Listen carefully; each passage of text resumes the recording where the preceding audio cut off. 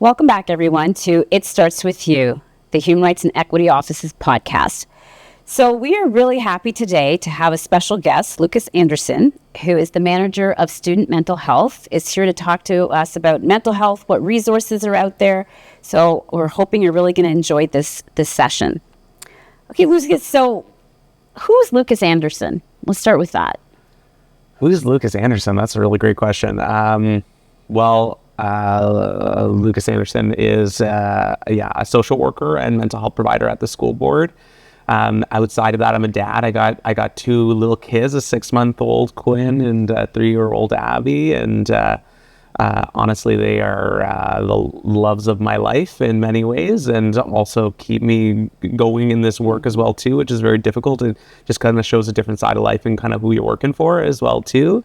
And then I also am a teacher as well too. I teach at Western and the social work department as well too. So it's a little, but I also am an artist and a singer as well too. So I got a lot of different sides of myself, all of which come together in this role in fun and unique ways. Absolutely. So when there's a lot of talk about mental health, students' mental health, there's emails and things that come out. But what do you think you really want people to understand around what is happening with students right now? Mm-hmm. So, I mean, in the province and throughout the country as well, too, we have seen a rise as it relates to mental health concerns for students and adults, for everybody. Sort of over the last couple of years, that has really become really apparent for folks. We've been transitioning back into schools following the pandemic, higher levels of stress within the community, and any students' mental health, they're living within an environment. It's not just them as an individual, it's everybody that surrounds them, the staff that surround them, the family that surrounds them, everybody as well too. Mm-hmm. And as stress raises for folks, I like to think of it almost like you have this sort of window in which you feel regulated and supported and you're feeling good. We can either be right in the center of that window, and little things that happen to us, they bring us a little bit up, or they bring us a little bit down. But at the end of the day, we're still feeling good and regulated. Generally, people's level of stress has kind of is resting right above the edge of those windows, either low or high. And as a result, things that happen to us in our environment that previously we would have just shrugged off and said, that's not a big deal. Now they're really impacting us. They're making us feel dysregulated, upset, anxious, feeling sad, lots of big emotions for folks. And so you can think about all of the some sort of compounding elements of that. So you have a lot more students who are experiencing those feelings of feeling really upset. And as a result as well too, you think about how that resonates in a school, within your community, and so on and so forth, right? And how youth and how we impact each other. As human beings, we impact each other, right? As well too. And it has that has a global effect on everybody. So I really like that, how you gave that sort of visual of what's happening. So what is it that people should be mindful of, like when to know that something's outside of that window? Yeah. So I mean, if you notice, very first thing I would say, take stock of how you feel naturally as a person. So we know ourselves better than anybody else, right? When you think about what it feels like when you feel calm and when you're feeling good, and you're feeling regulated is the word that I would use for that. You engage in behaviors that you really, really enjoy. You feel more connected to people that are around you. When you notice that that's starting to change, where you used to be a very social person and really connected to other people around you, and now you're noticing you're withdrawing a little bit more. Or on the opposite end of things, maybe you felt really comfortable being alone and by yourself, and now you're feeling like you're needing to reach out more, right? It could go either way. It's an indication that maybe something is going on in your world that is impacting your wellness. And it is important to pay attention to that, right? Because there's lots of things that we can do to support our mental health and well-being, both as individuals, in relationship with other people.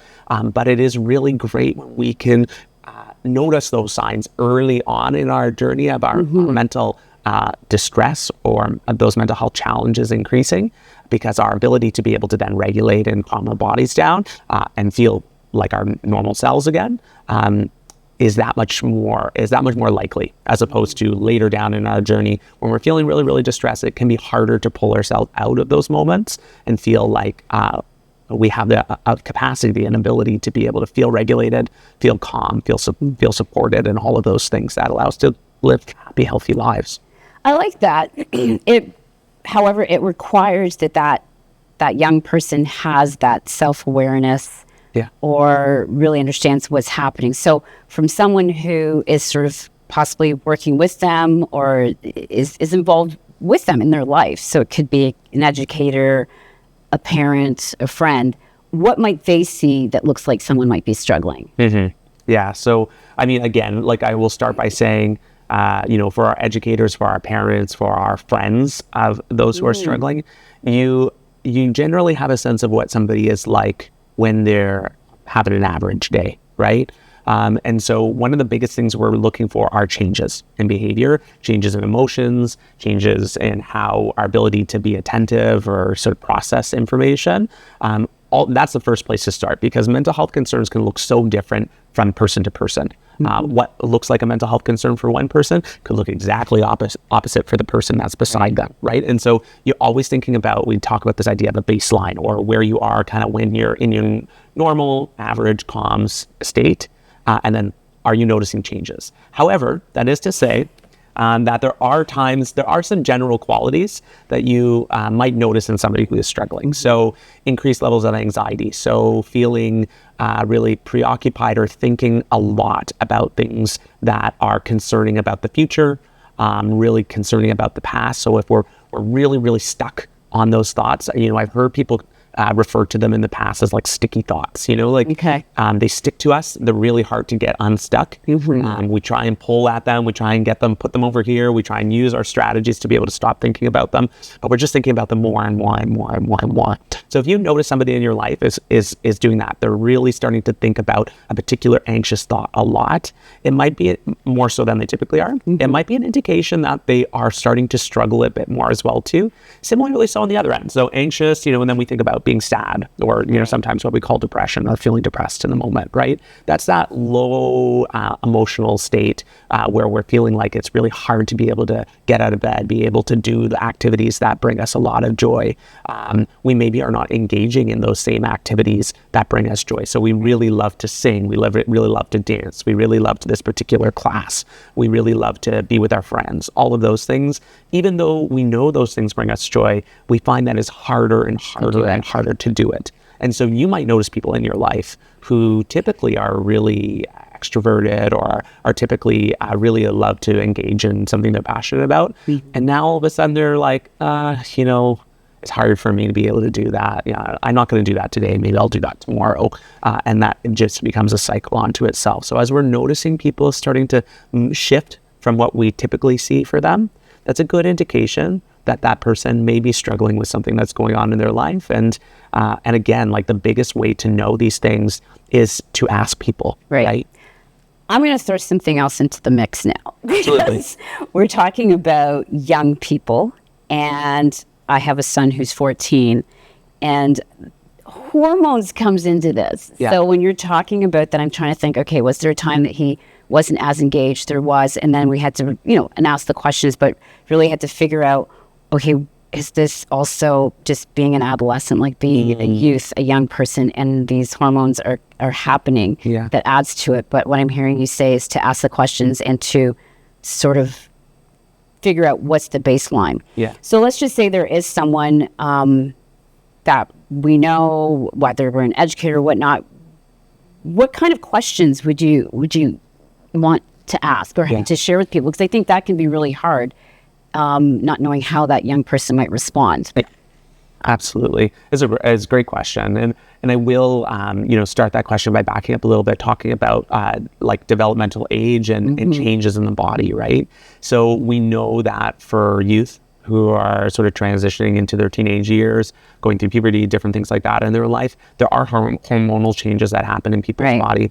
Those are not entirely separate from mental health. They're integrated with it. So somebody who may be going through that period of time in their life and may be experiencing more anxiety or stress, or struggling with the sort of mental load of living, in a teenage body.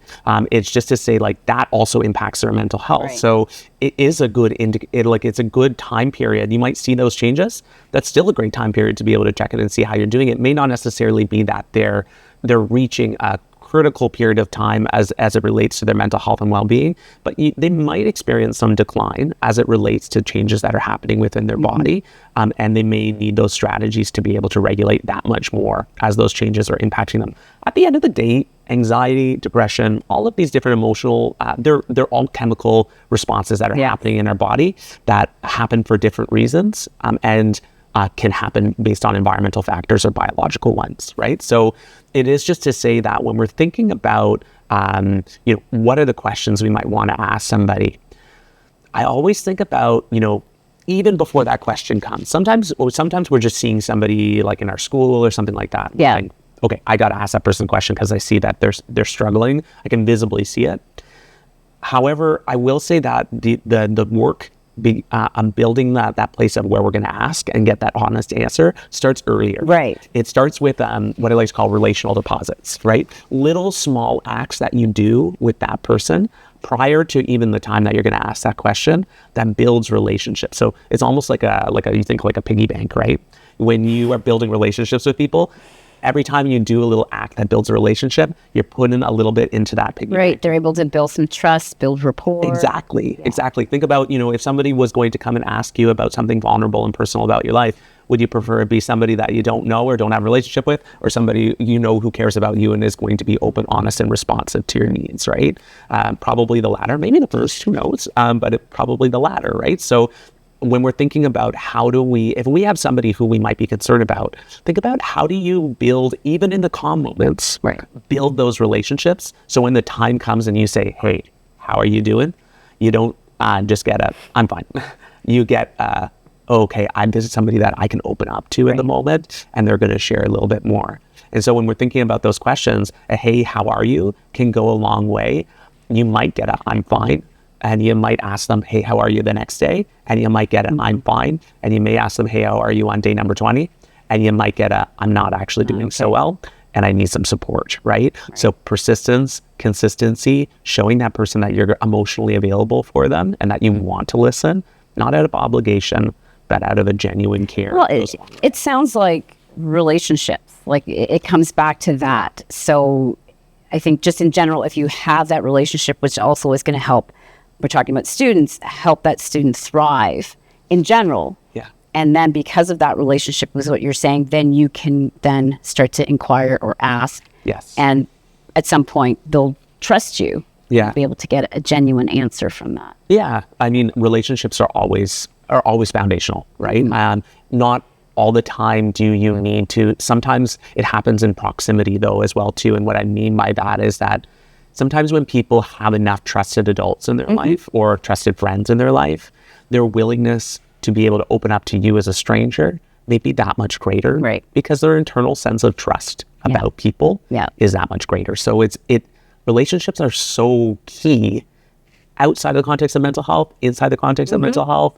Relationships are so key to feeling a sense that we trust our world, that we trust other people, and that we're willing to allow people to hold really important parts of our life and things that are important to us. And when you said about proximity, it just made me think about, so even if it was an educator or a social worker or someone else who's in the school, how I see how you are in relation to someone else, and it seems genuine that maybe we didn't have that same, but then I might trust you. Yeah, yes. So just how you show up in that space, that someone may have decided, no, I feel that person. I see they're genuine. I think that's the person that I could talk to. Yeah. I mean, people around you, we don't always take into consideration how much the people around you are thinking about you, even when you may not necessarily know it, are noticing what you do. Absolutely. Both as a teacher, as a principal, as a student, as a parent, whomever you are, people are silently watching and saying, is this somebody that I can trust? Is this somebody that will hold something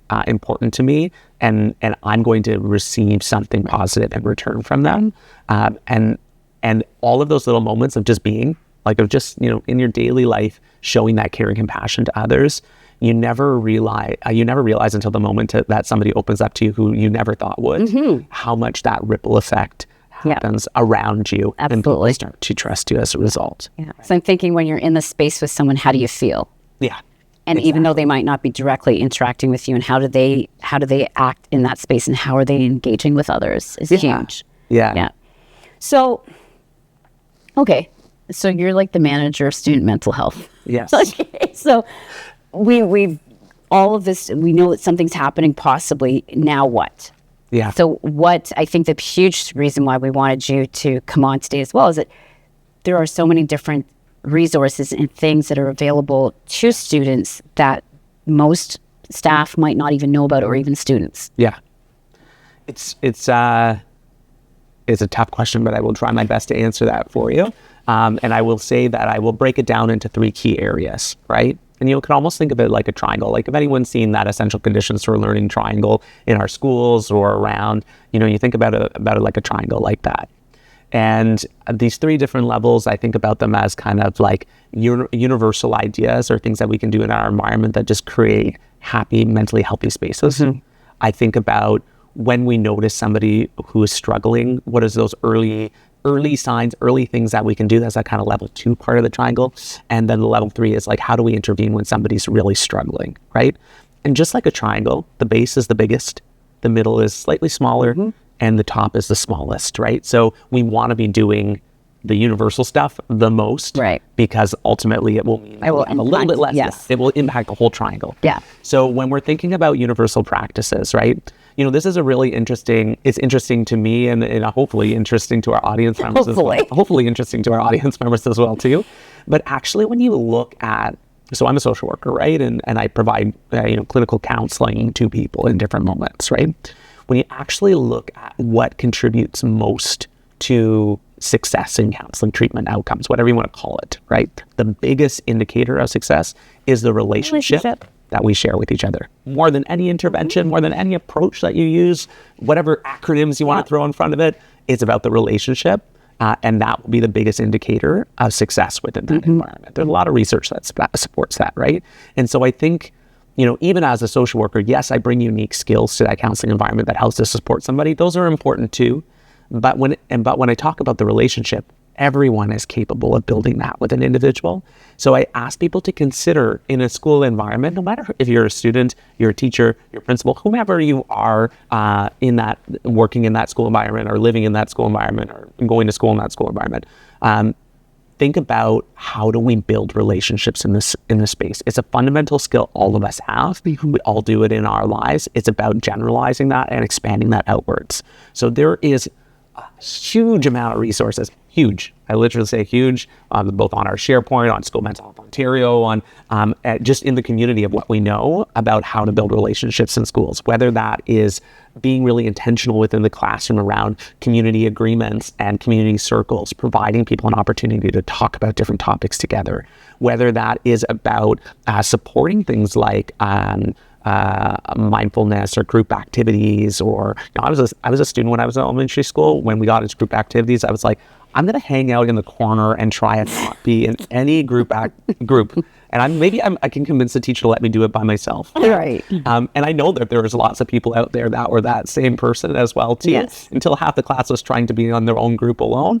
And that's something we really need to challenge, right? It's uncomfortable when you're at that age to feel like you connect and feel like you are a part of a larger group for some students. And so when we're thinking about the classroom, everybody has agency and the ability to impact that environment and help every single student in that space, every single adult in that building feel like they're part of a larger community. So without even listing all of the resources, because there's a lot, and you can find them on, again, School Mental Health Ontario, our SharePoint page, just lots of examples.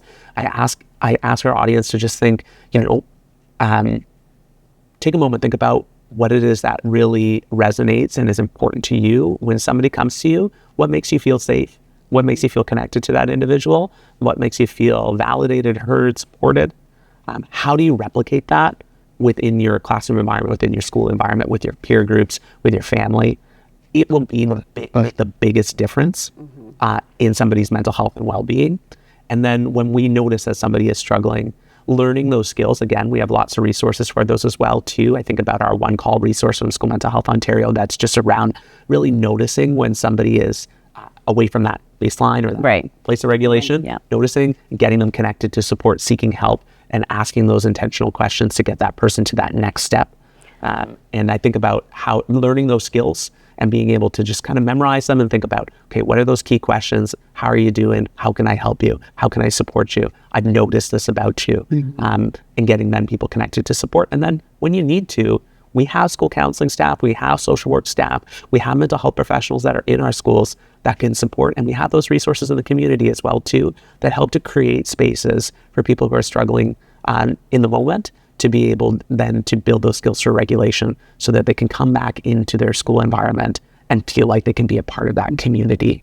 Now, do you have supports? Because I'm thinking, yes, some students would go to an educator, another adult that they trust in that space. But now what if my friend has come to me? So I'm another student. We're 16 years old.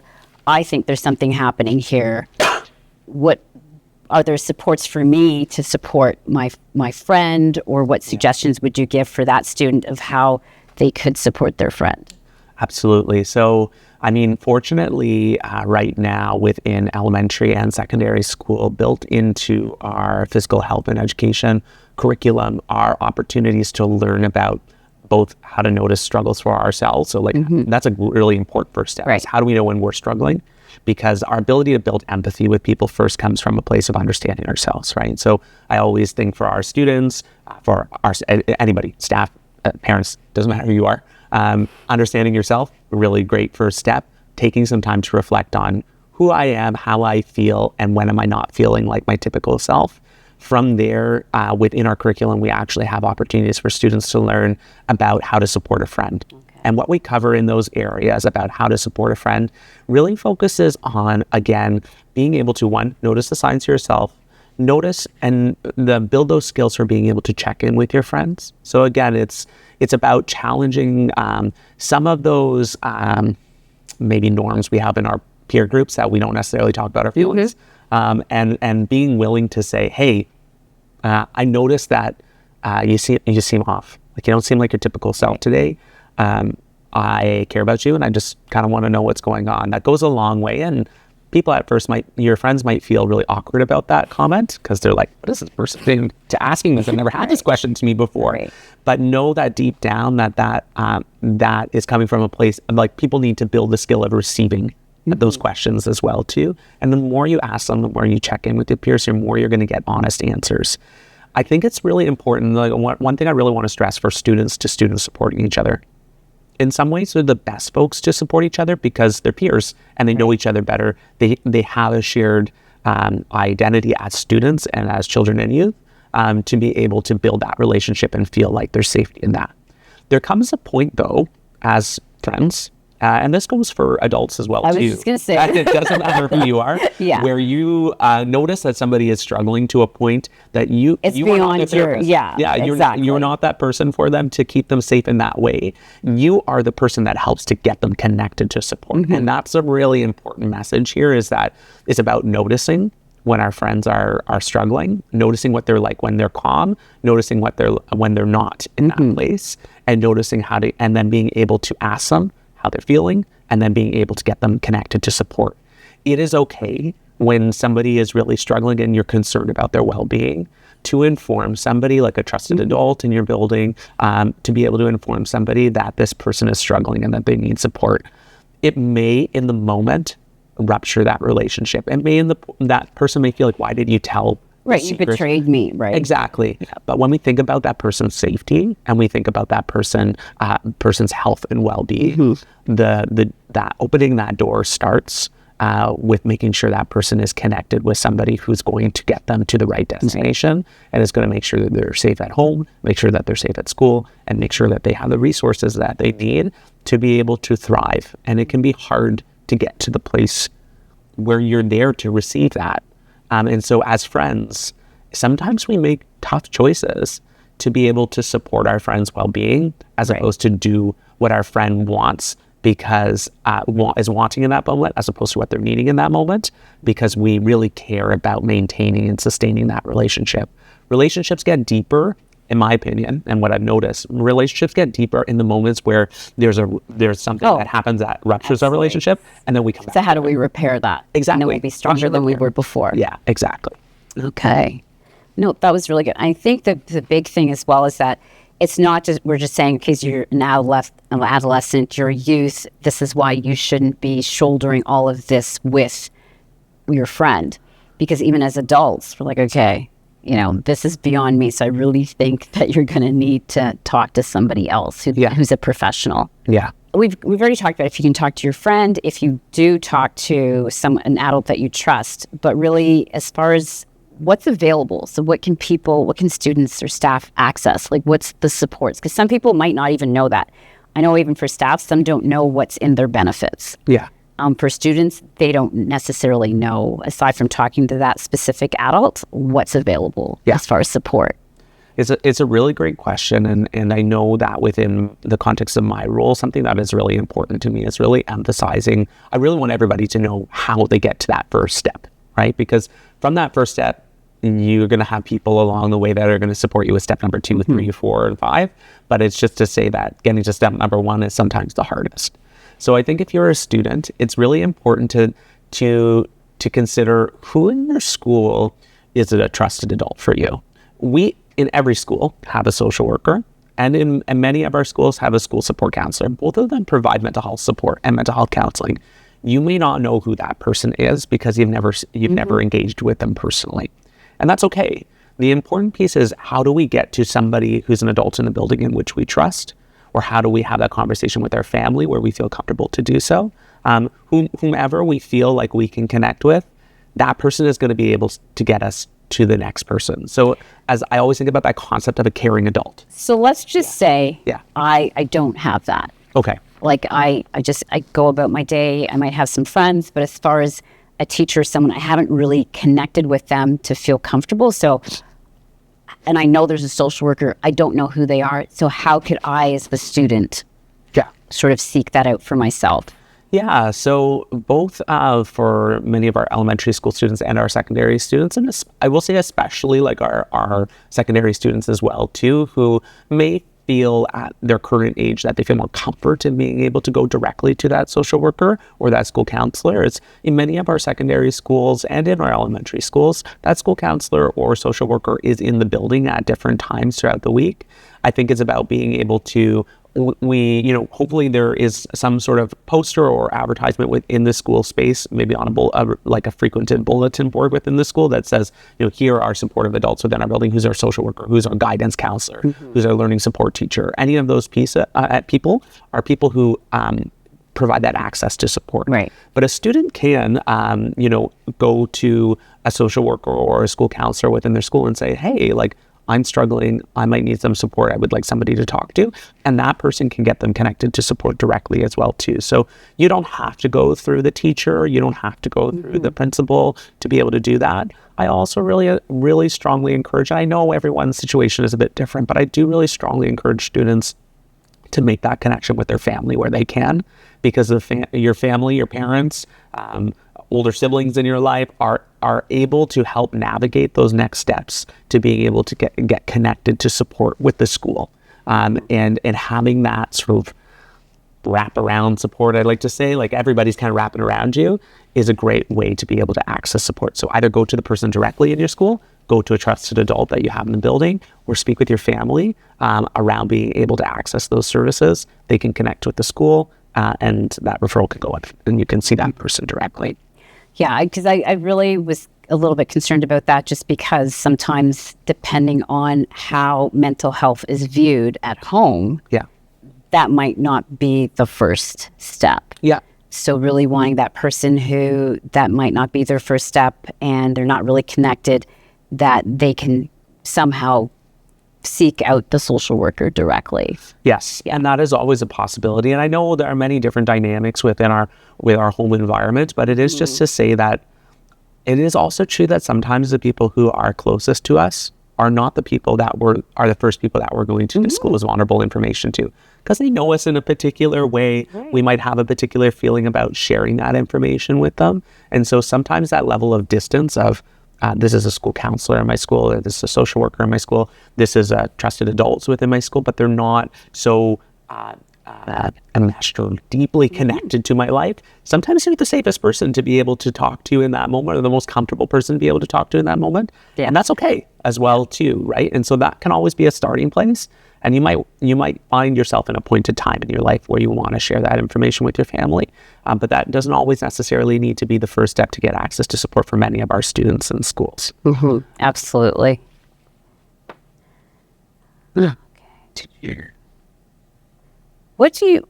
What's left that you think people should know with regards to students' mental health that we haven't talked about?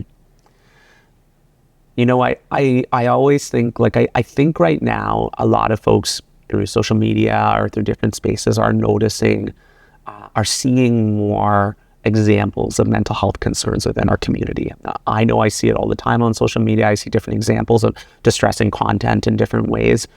And it can be easy to feel as though that right now in our current world, in our current context, 2026, that we're in a dark place, or we're in a challenging time, and it's hard to get out. Yeah. Right. And while there is a lot of truth to that, I also want to highlight the fact that behind every story of somebody who may be struggling with their mental health are stories of resilience, are stories of strength, are stories of thriving, are stories. Our worlds and our lives are complex, right? They're not. We're not just somebody who's struggling, or we're not just somebody who's well. Right. We are all and everything in between. And so while it is very easy to hear the message in the community, hear the message on social media and feel like, no, this is exactly where we are, I also really want to encourage the audience and anybody who's listening to this to know that there are many examples of people who are thriving, striving, and living through challenging circumstances and are still finding relationship, finding community, finding hope, finding strength in the midst of difficult times as well too. It doesn't change the fact that it's a difficult time, and it doesn't change the fact that we don't want it to be a difficult time.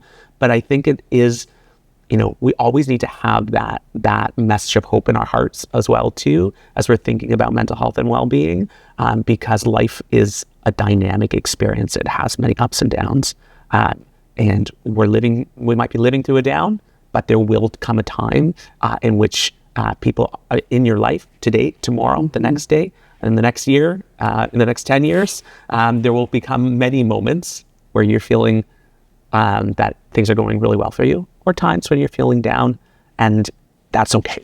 That's an okay experience in life. And I really want to know, regardless if you're in that place where you're feeling really well or you're feeling really down, both times are appropriate times to seek support from other people. It's not just in the moments where we're struggling. It is also in the moments where we're feeling well. That connection is really, really important for sustaining that and for learning new things about our life that help to support us when we're in those places that we're feeling more in distress, or that things are more challenging in our life. So I like to leave the audience with that as an opportunity to think about, how is my life showing up in dynamic ways? When am I feeling well? When am I feeling down? How do I support myself in when I am feeling down? But how do I also make sure to hold on to all of the beautiful moments that life has to offer when I'm feeling in that great space as well too? That's beautiful. I think it's huge. I mean, the things that we've talked about today, it's all going back to relationships and starting. It's funny because the podcast is called It Starts With You, but that's how you've kind of ended it, is that, and where you started was that self-awareness. So it literally starts with you, having that level of understanding, kind of tracking, how am I feeling today? Is it different than yesterday? Is it different than last week? What's going on in the world? So again, with me, and you talked about being able to do that allows you to have empathy for other people and to be with them in that moment of however they might need you to be there, and to be comfortable seeking help. Thank you so much for coming on today, because this is a huge thing. It's with everything that's happening in the world, and just trying to be a young person in today's world is really hard, and it impacts our mental health. And like you said, that window, sometimes it might be just a little shift from where we normally are, and other times we might be riding above that plane. Yeah. And that's really important to know that there are services within Thames Valley for students, and then there's also supports for staff as well. Yeah. So thank you so much. And again, we always start where we ended. It starts with you. So again, from the Human Rights and Equity Office, I want to thank you for watching and participating. And again, if you have any ideas and something you'd like us to talk about, just go to the HREO at tvdsb.ca. Thank you.